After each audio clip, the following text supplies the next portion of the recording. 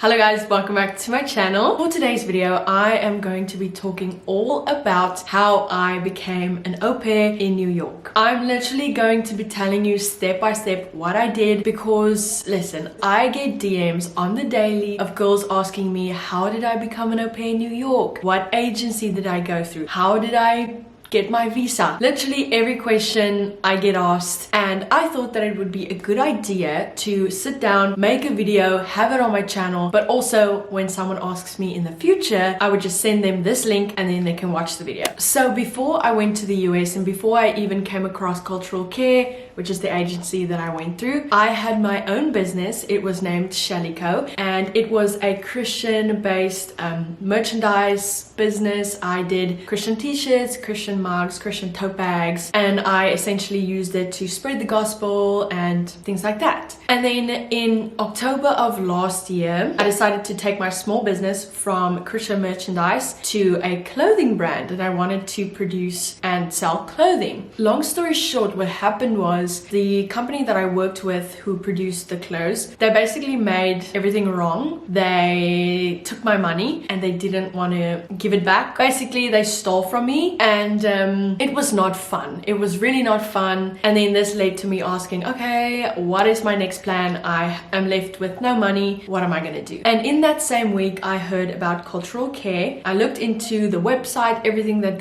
or what it is. And I thought, you know what? This is such a great opportunity. How have I never heard of this? And what I did was I spoke to my parents. I showed them what the program was and how you can go au pair in America and see America while working, and they thought it was a great idea. So what I did was I just went on the website and I didn't really do anything. I think I filled in something because somehow they got my number. But the next day I actually got contacted by one of their agents and she said, hi, I saw you were on our website. Do you want to know a little bit more about the program? And obviously I wanted to, so I said yes, I do. And she actually ended up sending me an email with a Zoom link that was for an information session. I think now they do them in person again, but back then, last year, it was online. It was basically someone doing a presentation, and then it was me and two other girls just listening and asking questions. And I spoke about it with my parents. I gave them all the information. I said, listen, I think this is something I need to do. It gives me an opportunity to step out of my comfort zone. I get to earn a salary every week. I get to see the US. Obviously, my parents are very supportive, so they were 100% on board, and they said, okay, Rochelle, we will help you and you can go au pair overseas. And so obviously I was very happy. And then I emailed the agent back. I said, okay, I'm ready to start the process. And so she called me one day and she gave me all the things that you need to have in order to be accepted or approved into the program. And so basically it was, I don't remember everything, but it was, you need 200 hours of childcare experience.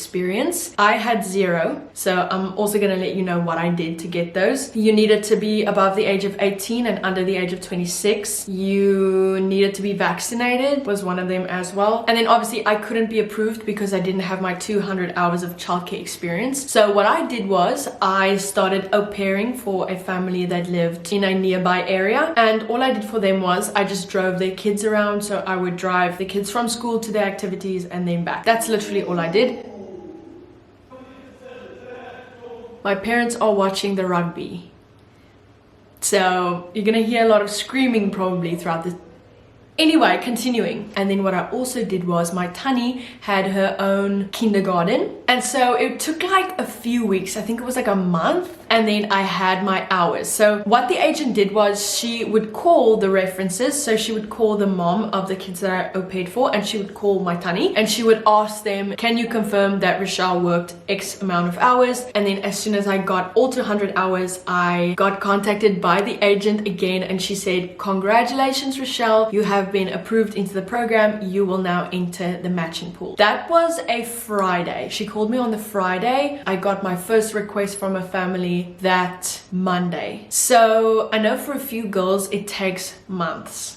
or weeks before they get a match. For me, it was really quick. Also, it was at the end of November. Another thing that you should know is you as the au pair don't get to choose a family. So you don't get to look at all the families and pick one that you want. The families choose you. But you get to talk to, I think it was a maximum of 3 families at a time. So let's say 3 families reached out to you. You can only speak to them. You have to let one go if you want to talk to a new one. But yeah, I got my first request from a family on that Monday and I was so excited, but I actually declined them. I didn't even interview with them because I had a list of standards that I had, and they just didn't meet those standards. And something that I told the Lord was, I said, I know that there's gonna be a perfect family out there for me, and until I find them, then I'm not going. Like, if I don't get that family that's gonna fit with me, I don't care. I'm not going to the US. Then this opportunity is obviously not something that I'm supposed to be doing. But yeah, so the reason I declined or denied them is because they lived in Virginia, and when I looked up their location in Google Maps, they literally lived in the middle of nowhere. Like, it was in the middle of nowhere. I'm telling you, everything was an hour drive away. And as an au pair, I knew that obviously I was gonna go overseas knowing no one, so I'm not gonna have friends, so I'm gonna have to keep myself busy. So what am I gonna do if everything is an hour away? I'm gonna be so bored. And then I got my second request from another family that Thursday, a few days later, and this was the family that I ended up with and that I chose. Yeah, so I interviewed with them.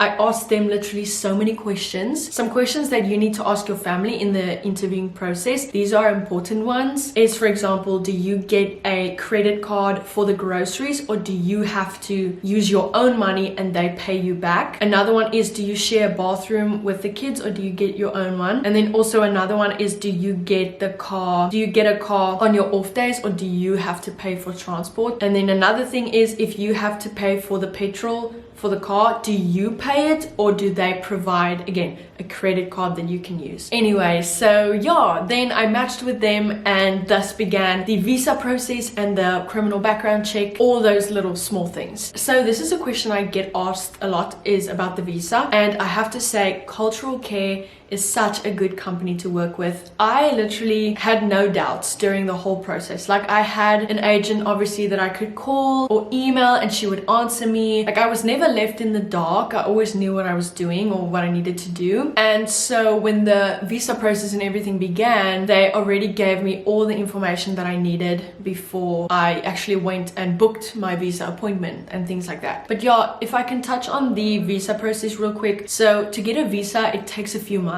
For me, I applied, oh my word, my family is screaming at the TV. I'm so sorry. I think I applied for my visa at the beginning of December, or like in the middle of December. My first appointment I got at the end of March that following year, and that was not going to work because my host family needed me in New York in January already. So obviously I was scared that my visa appointment is only in March, they're going to let me go because they need someone in January. So this is obviously not going to work. What I did was, and what I would tell you to do, is I checked the visa date 3 times a day, minimum. I checked it 3 times a day, I kid you not, and it really helped because I was able to then get my date from the end of March to the 29th of January. Yes, you heard that right. I did that. Every time I would check the dates, there would be a block open for a few days or a few weeks earlier, and I would get so excited. But then I found one for the 29th of Jan, and obviously I was so excited. So just check it so many times a day. Like, don't even, just check it. That's all I'm saying. And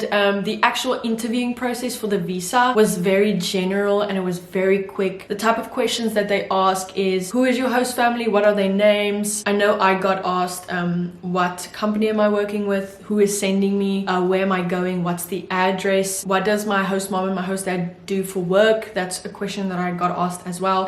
So yeah, it's just general questions, but it's very rare that you will get denied for a J1 visa. And then the visa took a few days to arrive in the mail, and then you can only fly to your destination, to your host family, 2 weeks after you got approved for your visa. And then my flight left on the 10th of February. I got to New York on the 11th of February.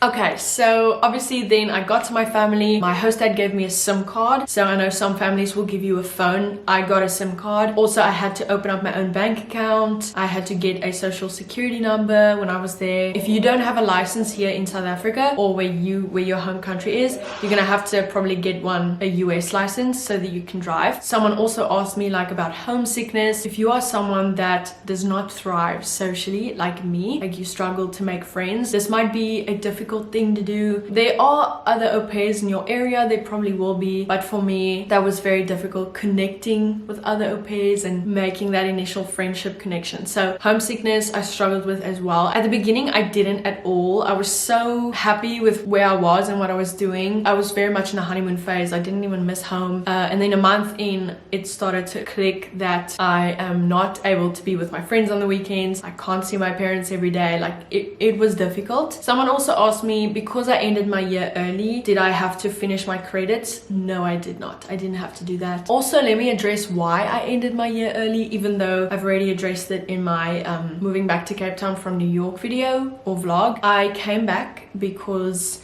I missed home, but also because I was in a situation with my host family where they didn't really need me as much anymore, and I was open and honest with them. I said, you know, if I get the opportunity to go home in a week, I would take it. Like I would. I even got DMs from girls saying, no, you should have stayed because we love the New York vlogs, and obviously the New York vlogs were great. I loved it too, but to be honest with you, I get really annoyed when people tell me, no, you should have stayed because of the videos. Like that doesn't really make me feel great when people say that, because obviously I'm no longer there. I'm still gonna make videos. It's gonna be here in Cape Town. Like my videos are still gonna happen. Okay guys, that is all that I have for this video. That is the whole story on how I became an au pair in New York. If you have any other questions, I'm sure you can go onto the Childcare website and the same thing will happen to you. You can get an agent, speak to them, join an information session, get to know more. But yeah, I just wanted to say thank you guys so much for watching this video.